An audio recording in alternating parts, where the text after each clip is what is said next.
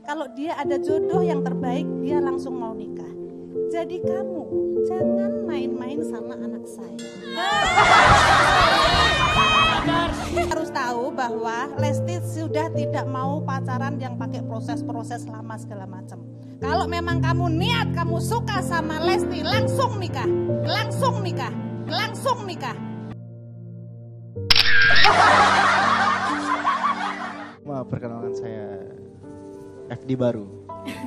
Dan pantesan kayak baru lihat. ya sekarang juga saya baru. Sekarang saya juga baru jatuh cinta pada pandangan pertama sama.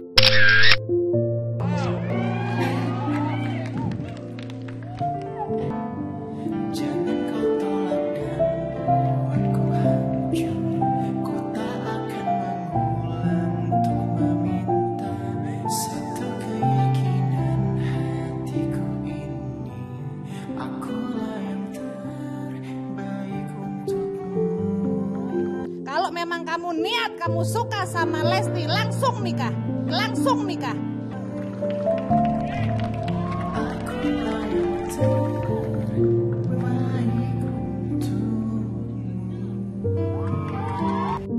Sungguh aku bahagia. Anjay. Emang dia gak cemburu ntar? Kalau sekali dua kali nggak apa-apa, tapi jangan keseringan, ntar nyaman. Nyaman.